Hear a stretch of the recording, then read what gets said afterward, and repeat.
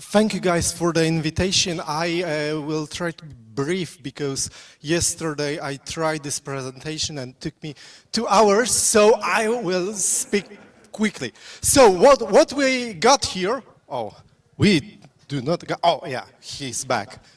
Yeah, he is back. We got Adomas Mickevičiaus just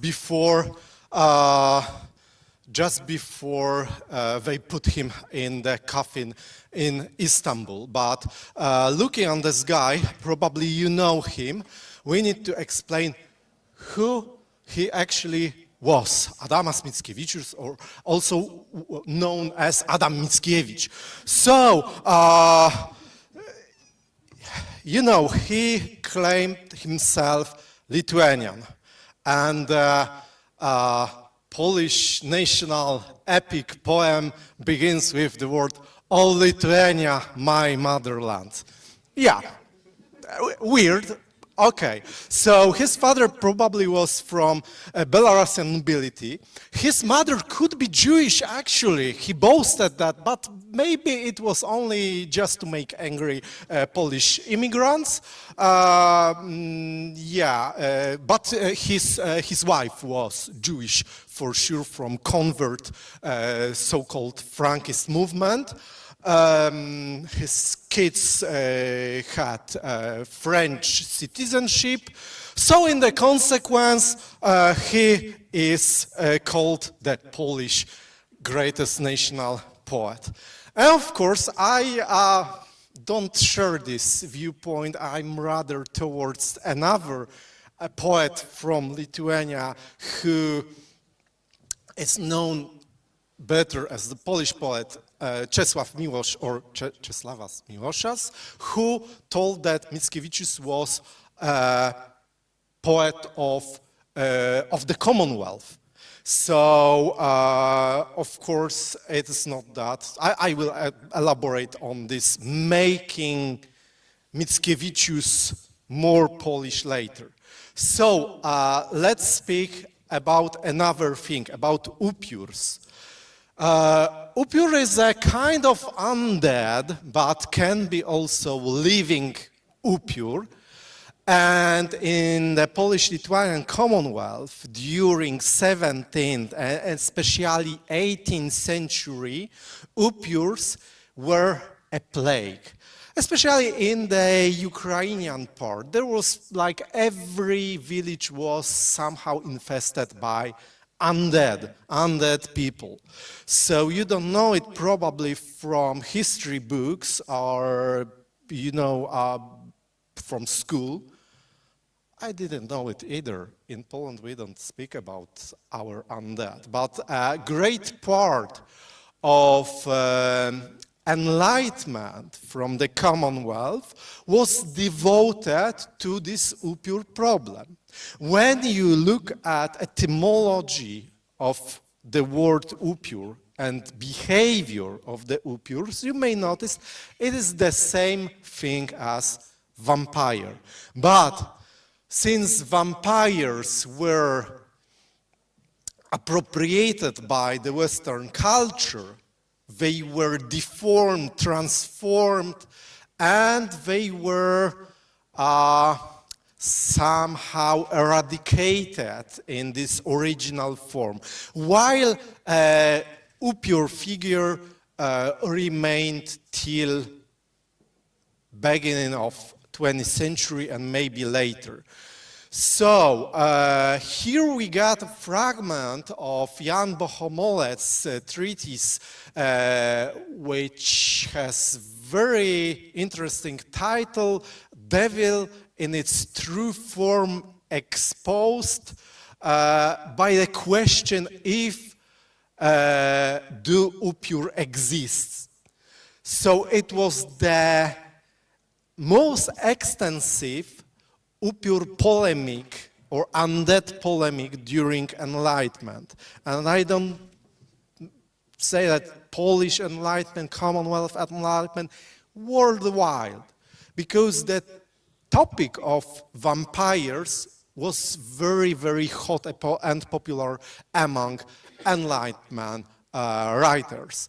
So we can read in this polemics an attempt to define what an upior is. So take a look. It's a body of death, in some way revived.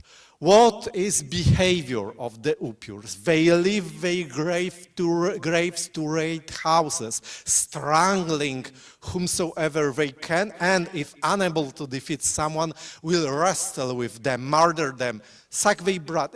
This blood sucking, he took from actually Western works about vampires. Yes, so guys, when you will meet an upior, remember, don't think that you will be somehow sucked and infested and you will become upior yourself. No, you will simply die. This vampiric infestation is totally made up.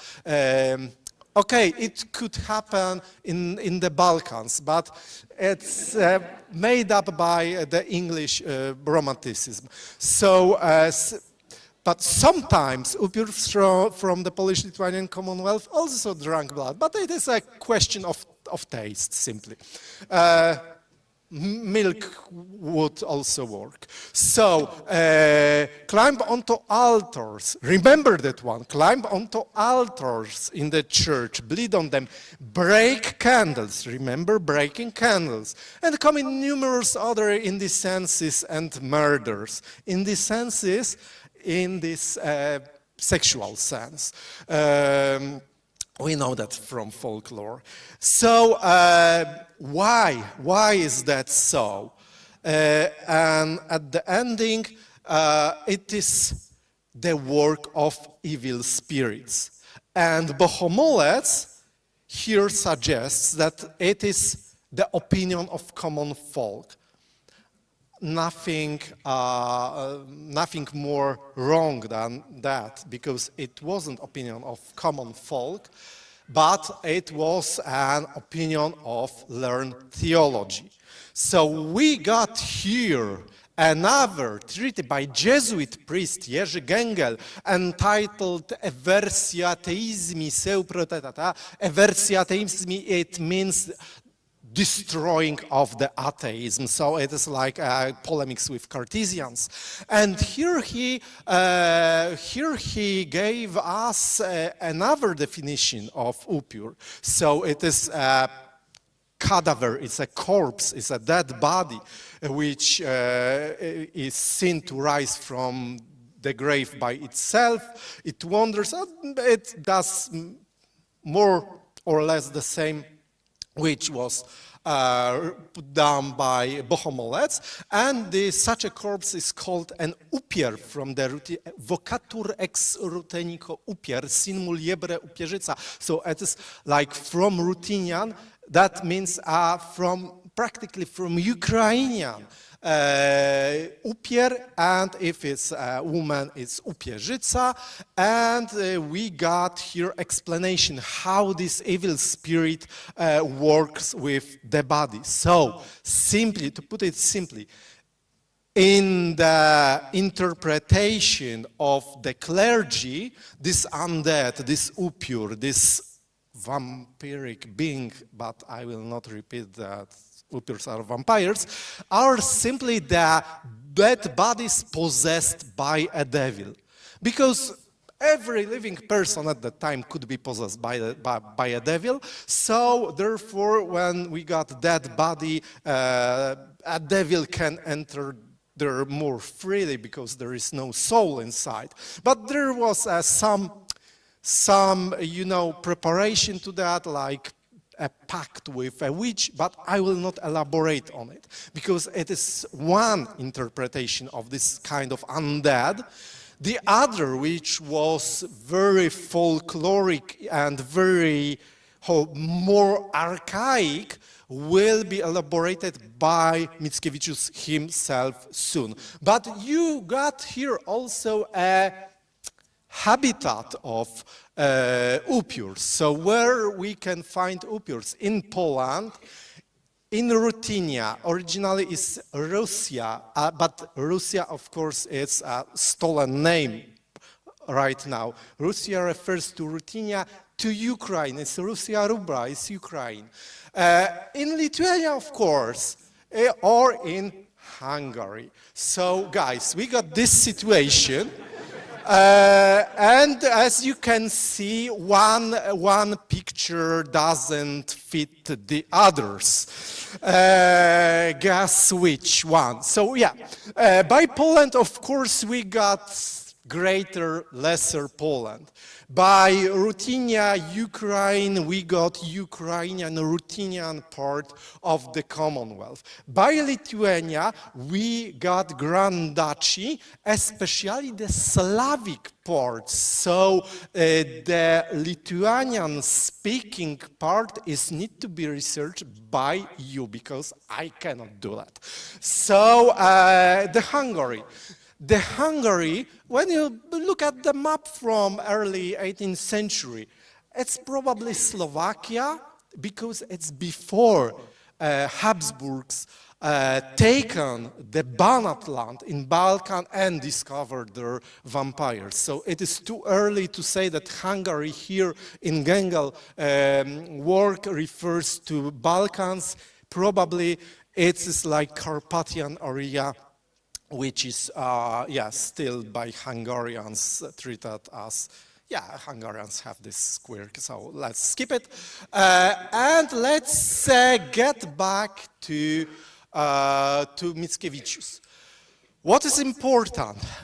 Upiors were, after Bohomolet's work, were somehow banned by and discarded by the learned people. So there was a literary taboo. We do not write about living dead, witches, and so on. When the Western Romanticism started, the classicals, especially from here, like in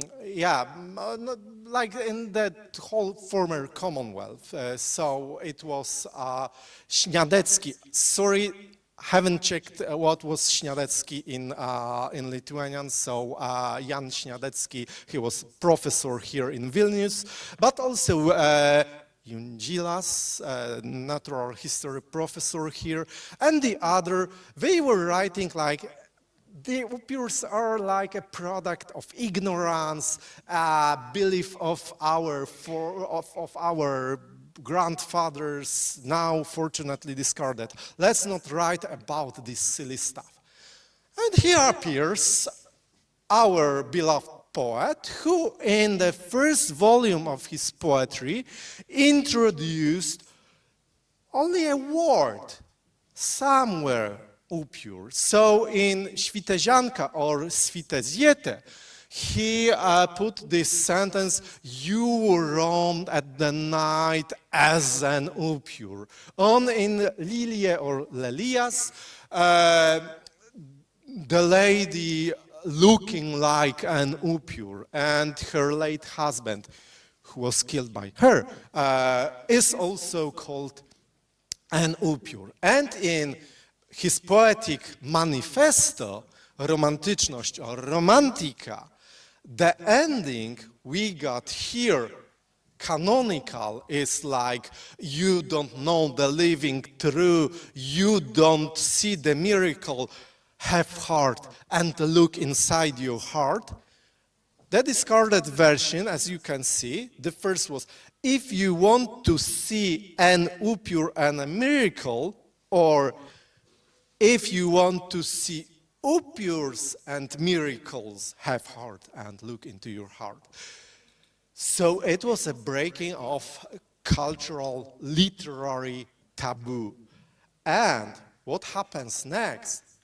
Next volume, the second volume of Mickevičius' poetry with Dziady, Velines, and what is, as he called it, something like a prologue to Velines, as a poem entitled Upiór. Upiór as a, very, crazy orthography of Polish language at the time.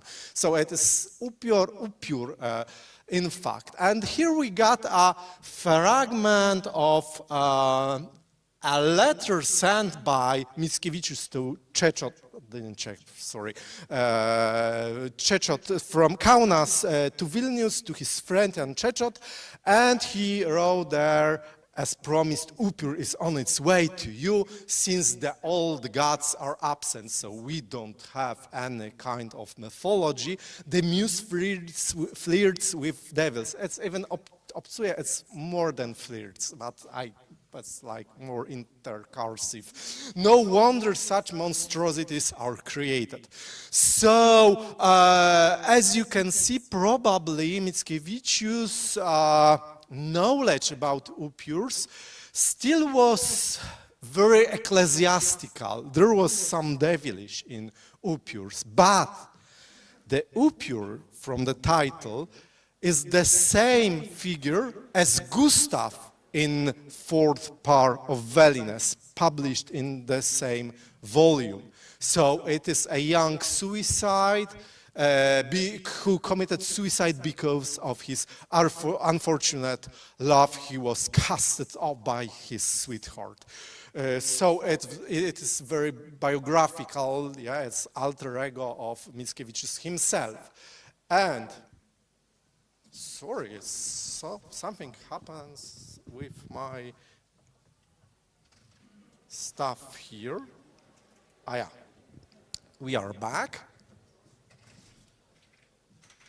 And the third part of Mickevičius, because it's second part, fourth part in the second volume of poetry, and in the fourth volume of poetry, we got the third part, which is the strongest. It's a masterpiece of Romanticism. So we got this Konrad character who is transformed here in Vilnius, in prison. The prisoner writes, Gustavus obit, hic natus est Conradus. So Gustav has died, Konrad is now born, and Konrad sings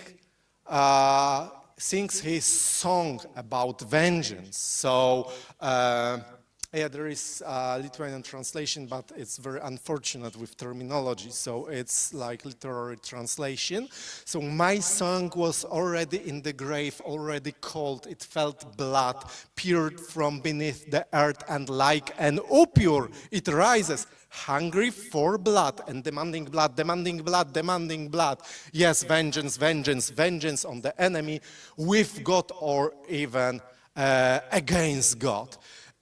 Note that upior is hungry for blood and is demanding blood. As I said before, this Polish, Lithuanian, Ukrainian upior didn't crave blood like vampire.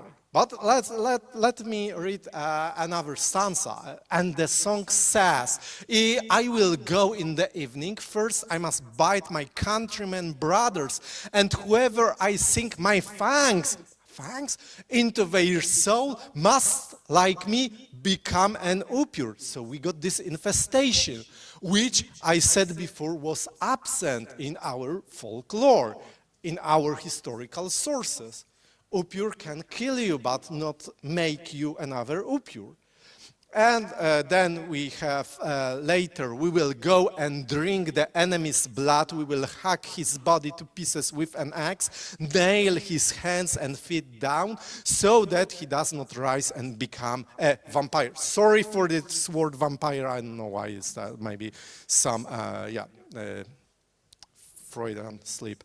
So we must take his soul to hell, and together we will sit on it until we squeeze out its immortality, and as long as it lives, we will keep biting in. So this description how to get rid of an upior is very practical. We got press news, police reports that peasants somewhere hacked a body of suspected upior and drank blood. So yeah, in the former Polish-Lithuanian Commonwealth, we were so hardcore that it was us who drank the suspected undead blood, not the other way. Yeah, guys. But of course, this song is very political. It's very political. The mentioned enemy, vengeance on the enemy. The enemy is still the same. Yeah. So hopefully we will one day, or maybe Ukrainian heroes, we will squeeze out its immortality. Sooner, better. Guys, Mickevičius wrote this part of Veliness in Dresden at the beginning of his immigration, great immigration after November Revolution or November uprising. He was in Dresden, where he met another poet from Vilnius, Antoni Edward Odyniec. He was a bad guy, and because he was a bad guy, you marked him in Wikipedia that he was Polish, I suppose. But he was from Vilnius, and he was also in circle of Philomaths. Why he was bad guy? He started to work with Russians simply. When he got back from the exile, he started praising Tsar and doing very unpleasant stuff. But at that time, he was simply a conservative branch of Philomaths. He was very Catholic, and he was a translator. He was a translator of English poetry. So when Mickevičius published his translation in Paris of Gyaur, simultaneously in the same volume, Odyniec published his translation of Corsair. And if you know Corsair by Lord Byron, you got as a protagonist there a fellow whose name is Conrad. And of course it was inspiration for Conrad from Veliness.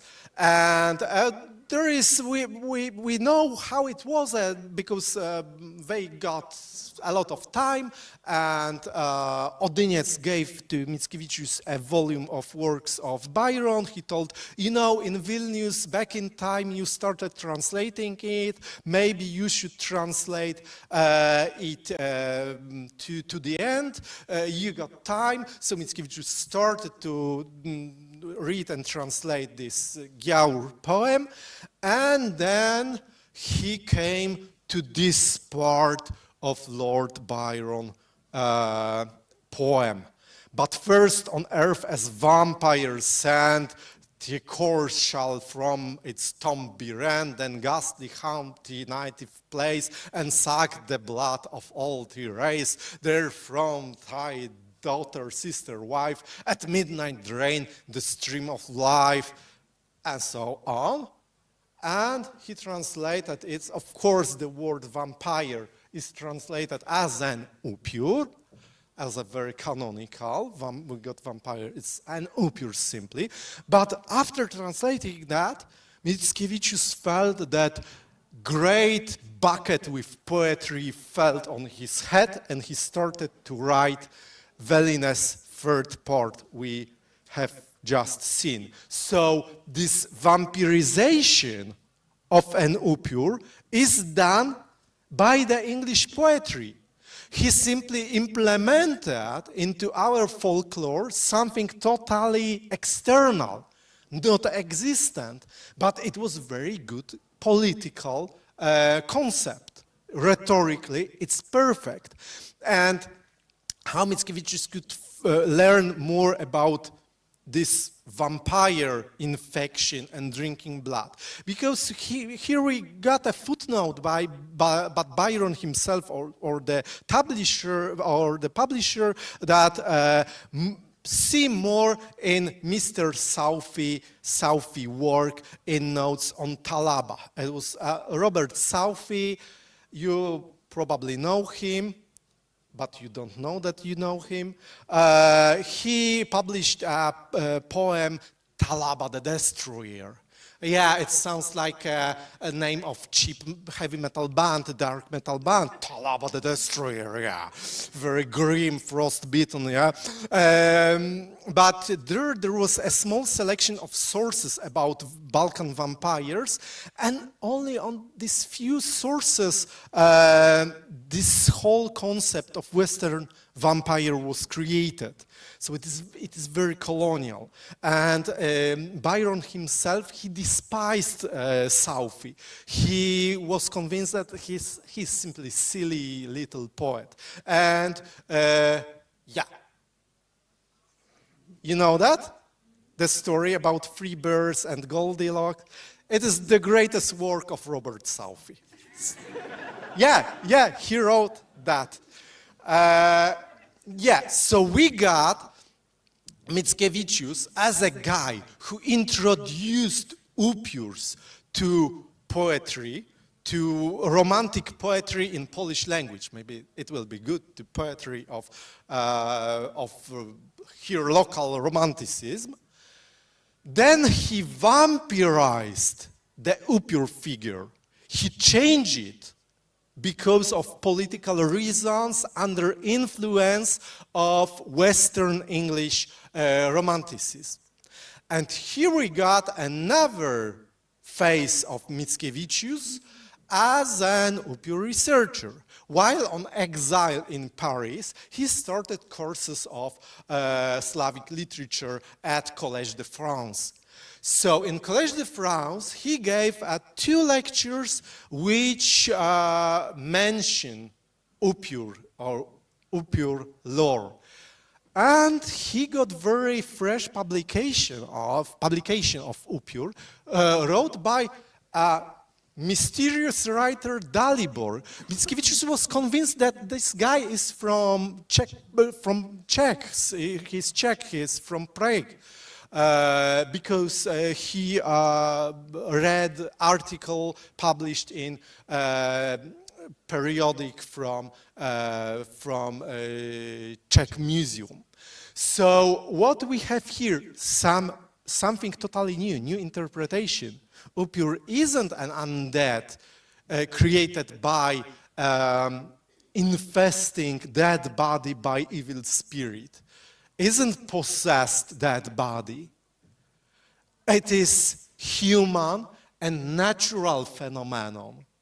So upior is a human being, albeit extraordinary and impossible to explain with reason. And upior is said to be born with dual heart and dual soul. So if you are familiar with two spirits concept from First Nations of America, so-called, you got the same here. 2 hearts, 2 souls. So one soul is good, another soul is evil. One heart is good, another heart is negative heart. So there is like a community of upiors. They can contact each other. And yeah, we got this very new attempt to upior lore. And Mickevičius was the first guy who told it ex cathedra during his lectures at the Collège de France. But you know, he also was the first lecturer who told his students that there are psychedelic mushrooms in Siberia, and he craved this mushroom because in one memoir of exile in Siberia, he read that this general from Kościuszko uprising, he was given the mushroom by one local who told it is a treasure of this earth, of this land, try this treasure. And he, of course, got very nice trip. He described this trip as very prophetical, and Mickevičius wrote that I want this mushroom too, but he was in Paris, so he got only champignon. So yeah, guys, who was this Dalibor guy who wrote this article quoted by Mickevičius? He wasn't Czech. He was Ukrainian. He was from Lviv. It was Ivan Wachilewicz, who also used the Polish form Jan Wagilewicz or his nickname Dalibor. He was a great person. He was the first ethnographer researching the Ukrainian folklore and the first ethnographer who wrote ethnographical works in Polish. So, but he didn't publish it because his life was very sad. I will not elaborate on it, try to find some mention about this figure because it was very important person, one of creators of modern Ukrainian identity. Love this guy. And here is the article Mickevičius himself read. So it is o upierach a widmach in Czech, published in Czasopis Czeskiego Muzeum in 1840, so year after it was quoted by Mickevičius. So look, it was really fresh from Prague to Paris. And we can read in Czech something, because I can read it, but wait. Yeah. Dwauduszne I dwauserdeczne. So we got this concept of two souls, two heart, and we got even something more, but I will skip it because the original, this article was only a part of a great work of Wachilewicz entitled Slavic Demonology, and this manuscript was left simply in the magazine of former Ossolineum for 180 years. So Ukrainian scholars ignore it, but because it's in Polish, so maybe it's some Polish stuff. Actually, it's this very first research. I was going to edit it and publish it, but somebody decided to invade illegally Ukraine, but fortunately Stefanik National Scientific Library of Ukraine in Lviv digitized this manuscript, sent it, so we got it, guys, and it's something really great. Just look, as it's in Polish, so it will be better for me, that we got istoty dwuduszne I dwuserdeczne. Here we got a gloss sercowe. So, yeah, that sounds better. So, beings with two hearts and two souls. And upiors and widmas, wiedźmas, Ukrainian witches, Ruthenian witches, are also, because of that, like their two spirits,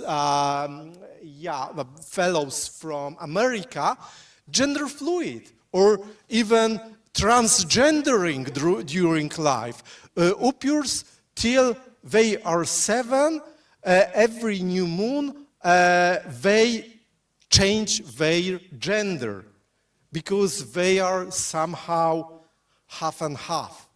So that's a great piece of research. It's open our perspective to some shamanistic complex with upior beings. Especially they are human beings with some kind of superpowers. So let's see this from late 19th century ethnographical report from the Lesser Poland, or somewhere around Kraków. We got a figure of strzygoń or strzyga. It's the same as upior, because we, in the Commonwealth, we got 3 or 4 main names of this undead figure. The first, upior, which from Gengel we know it came from Ukraine to the Polish language, ex ruteniko upior, but its etymology is Turkic. It's probably Tatar word or maybe Kipchak. somehow adapted by Eastern Slavic languages in medieval times, and then transferred to Polish, where it became like the main word for undead. Strzygoń, stryga is a Roman word from strix, striga, stria. You maybe know it from The Witcher. There is a monster called Striga, but of course it wasn't a monster. It was simply undead. It was a living person, human beings, unnecessarily living, but living for a time and then dead and undead. And the third one was wieszczy, wieszczy, wieszczyca, wieszczy. You may know that Mickevičius among Poles is called wieszcz. That means prophet, bard, someone who is inspired by a spirit of prophecy and poetry. And it is funny that in only one with Slavic etymology description of upiór figure, it is called wieszczy. So, yeah, it sounds good. He was wieszcz. Wieszcz means, let's check. It's like, yeah, let's make him already dead. Mickevičius died in 1855 when he was preparing troops, Polish and Jewish troops, to fight Russians during Crimean War. Yeah, great. So another thing which makes him great guy. He died in Istanbul, and because he died, it was suspected he died because of cholera. The rules of quarantine had been signed here, and he was like almost a year staying in a zinc coffin in Istanbul. That zinc coffin was, the metal coffin was in a wooden coffin, and this wooden coffin was in another wooden coffin, something like that. It was the big structure in Istanbul waiting for a pass from the Ottoman and French government to transport him to Montmorency cemetery near Paris, because his last will was to be buried with his wife, Celina Szymanowska, who died like a year before and was buried there near Paris. But guys, there is one city in Poland. Maybe you visited this city. It is called Kraków or Krakow. Yeah, have anyone visited? Yeah. They have very strange king. Yeah, I'm from Warsaw, so you know there's antagonism between Kraków and Warsaw. Yeah, they like to collect great dead Lithuanians. Jogailo, here somewhere here. Czesław Miłosz also is in this church probably. And finally, they knew that there is Mickevičius and he's already dead. Maybe we can do something about it. During the partition time, Kraków was a part of autonomy in Habsburg Empire. So they had very good political position to get Mickiewicz and bring him into Kraków. But it is strange, because during his lifetime, Mickevičius had never visited Kraków. When you look at the today border of Poland, he visited only one place. Guys, only one place in the greater Poland. So, of course, we can look at the map. Lithuania, many places. Corner of Belarus, yes. Russia, of course. Crimea, Germany, Prague, Italy, France, of course. Eventually, Turkey, sorry. He didn't didn't even know exactly what Krakow is. He knew that there is a university. He exchanged some letters with scholars from Krakow University because they were like, maybe we should invite this Lithuanian, maybe he will give us some lectures, some courses. Yeah, but actually, no. Of course, he didn't visit Warsaw as well. But he included Warsaw in very negative light, of course. No, not just everyone, because these guys from insurrection, revolutionaries were presented as a positive person, but the critics from Warsaw were, I will tell you something about them. So, yeah. Krakow guys decided to get Mickiewicz against his last will. He wanted to be buried alongside his wife. They took him from the cemetery in Montmorency in 1890. And as you can see how Mickiewicz looked after exhumation, his body was decomposed. He was embalmed somehow, but maybe it was simply bad embalmer who tried to preserve his body.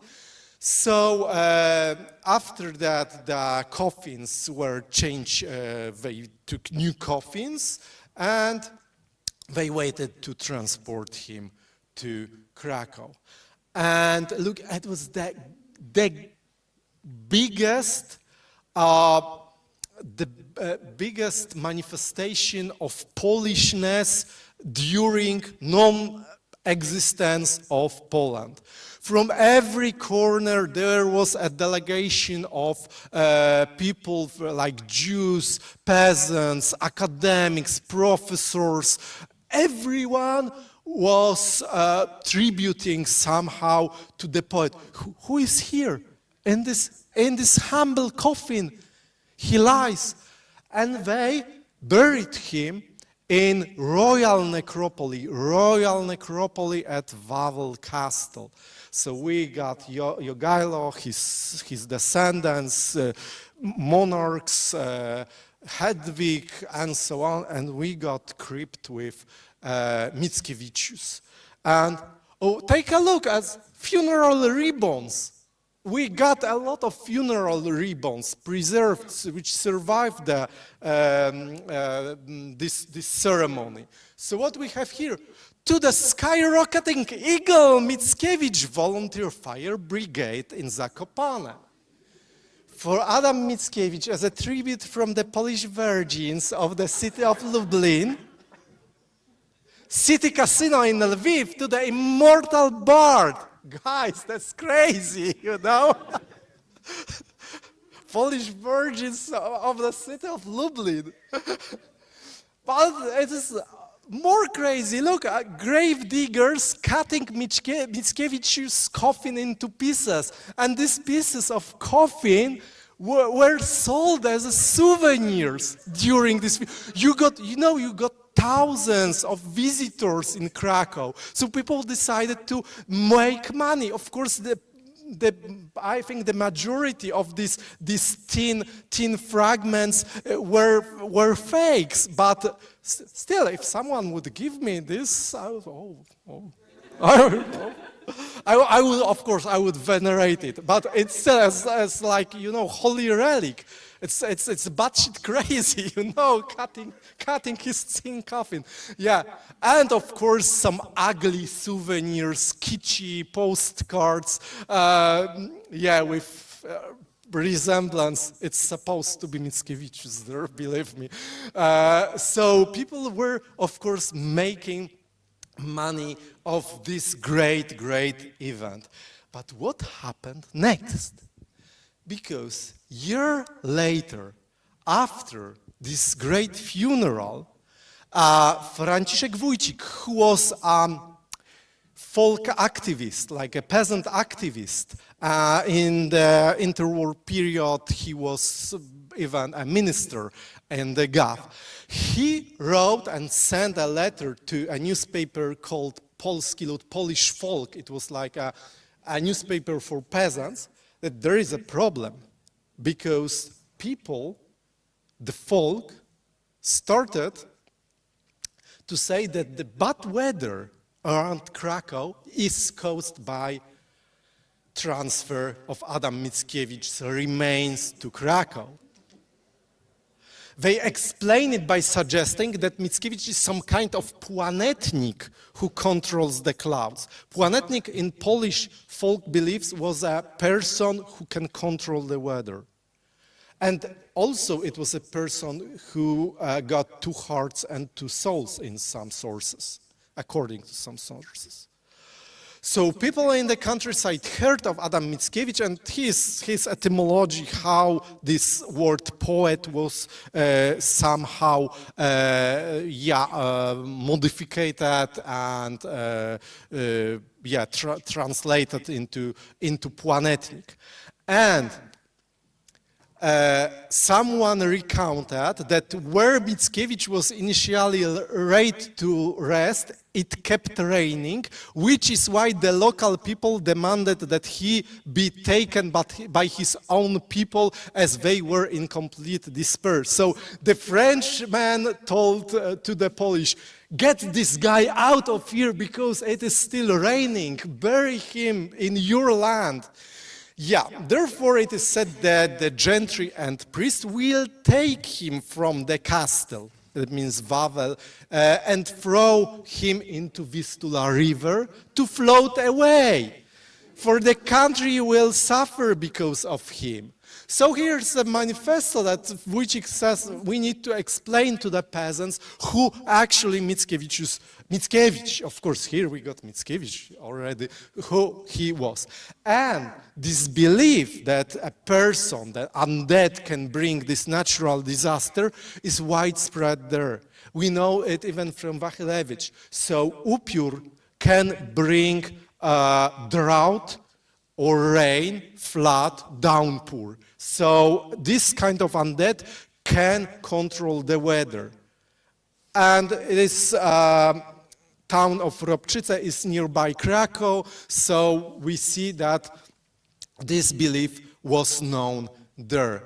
And here some press cutting that people were attributing this bad weather, droughts, downpours to undead, to upiors, to suicide, who were upiors as well, so I will skip it. And here we go, some press news that they were, so they drowned a hangman taken from grave. So during that time, it is from interwar period, guys, and it's from times of Mickiewicz burial in Krakow. So when you got bad weather, drought or floods, you need to check your cemetery. And if there is a suspicion that there is an upior, you need to simply throw the guy to a river. And he will sail away. But it wasn't only this letter of this Wójcik guy.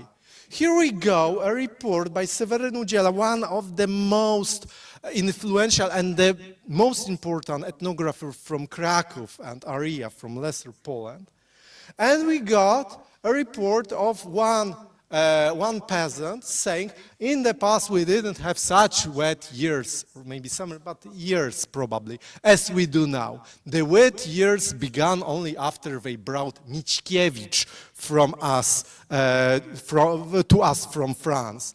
As long as he was in France, the years were wet there, and now France has dry years, while we have wet ones, because Mickiewicz was a planetnik. So it's, it's 18 97, so it's like 7 years after burial. So this article, published in ethnographical periodical, was taken by a popular press who, they were writing articles like press news, it's so funny, Mickevičius is considered a planetnik by the folk. So yeah, you know, they are uneducated, they are ignorant, so we need to tell them who was Mickevičius. And as an answer to that small press news, piece of news, Udziela himself responded with a quotation he learned from an old woman in one village neighboring Krakow. So what she told? You think Mickevičius is lying up the castle? Oh, sure, everyone says so. And the gentry light candles for him. But he ain't there. When they buried him, he got up at night breaking candles. Remember from Bohomolec what upiór does? Breaking candles. Breaking candles on the altars, we're on the altars, climbing on the altars, and causing a ruckus, messing everything up. It went on for nights, one after another. The priest didn't know what to do, so one night they took him out of his coffin and sent him down the Vistula. That's right, sir. He ain't in that coffin anymore. Why was he causing such trouble at night? Because he had an evil spirit inside him. After all, they say he spoke in verses. Can a person like that be good? Do I speak in verses or anyone else in the village? No way! It was surely that evil spirit talking through him.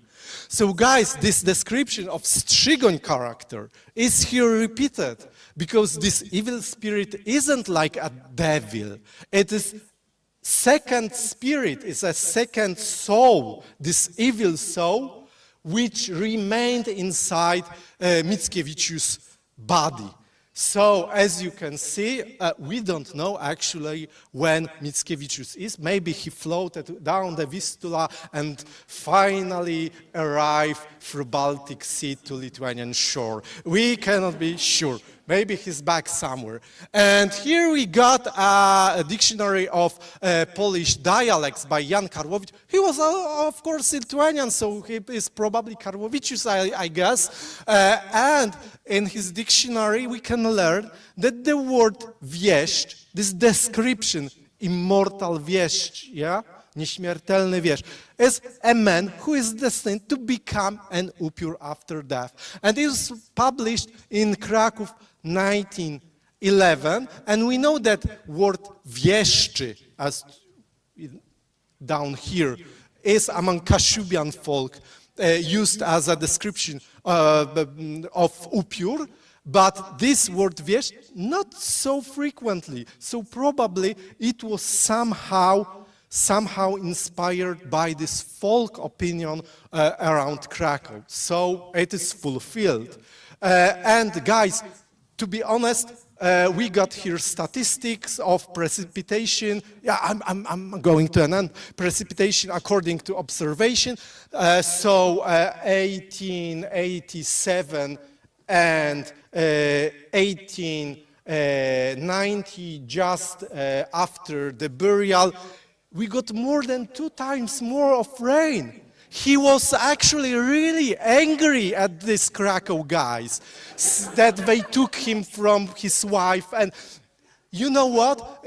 In the crypt when he is buried right now, it's also buried Juliusz Słowacki, who was his antagonist. So, guys, yeah, and we got here even articles about this downpour and catastrophe, the biggest, largest lightnings, hail which killed all the sparrows in Krakow and so on. It was like, you know, Armageddon there. So it is description of anger, of wrath of Mickevičius. And why? Look. Yeah, that's the last slide, fortunately. Look, this burial in Wawel, in royal necropoli, was a kind of disarming a ticking bomb, because the socialist movement in former Polish-Lithuanian Commonwealth would like to take Mickevičius as their patron. And the conservatives, especially from Krakow, wanted to make him, he's a poet of nobility. Poet nobility, his newspaper, La Tribune des Peuples, was closed by French government because it was too Jacobine, it was too radical for them. So he was leftist, practically, and they wanted to kill this political upior by burying him in the royal necropoli. The other thing was making Mickevičius more Polish. Right now, in school in Poland, you do not learn that he was a poet of the former Commonwealth. He was a Polish poet.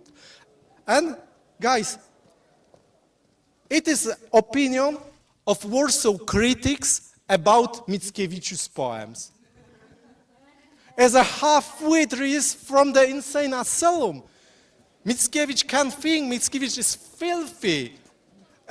It's even more insulting, this dirty Lithuanian dishwasher girls, it is in original. So, guys, you can see that Mickevičius himself got angry and took revenge on the Krakow guys, turning into undead. Thank you so much.